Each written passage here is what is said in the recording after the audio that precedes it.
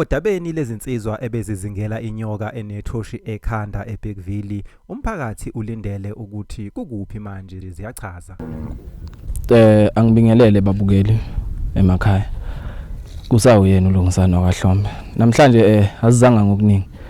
Sizokhuluma ngeupdate le nyoka yethoshi yaseBergville.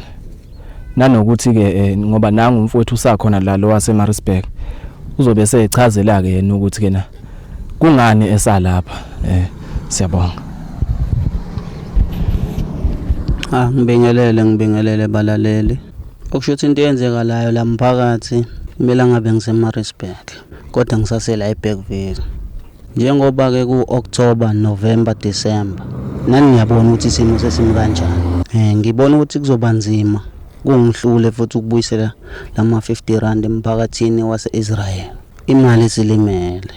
Ongangokuba ke yiko kuzongisiza ukuthi ngiqhubeke nomsebenzi. Akekho ongazi ukuthi mangabe sekuyilezi ikhathi nawe makukhona umuntu omkweledayo ngaze usuqalile.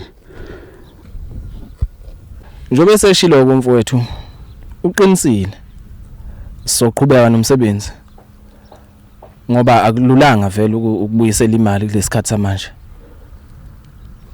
Siyileke sangomeni sibe sesithi sangoma asiye empophomeni. Saye empophomeni kule mpophomade siye kuyimpela ayiswatholile amandla maningi kakhulu.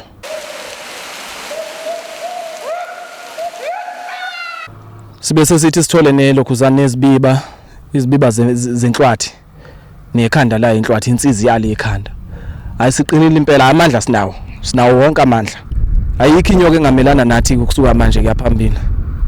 Yabona ngiyacabanga impela ukuthi uDisemba yoshaya impela sesiyitholile. Mhlambe nge2 Disemba hayi sobe sesiyitholile. Sobe sesiqedile unqamla juqu lo. Hayi kunjalo impela. I2 futhi sezisekudeni Disemba. Ngeke ifike i2 Disemba. Izobe iziba nje ngoba amandla impela ngiyawezwa khona. Akona impela ngiyawezwa mfowethu ngiyawezwa.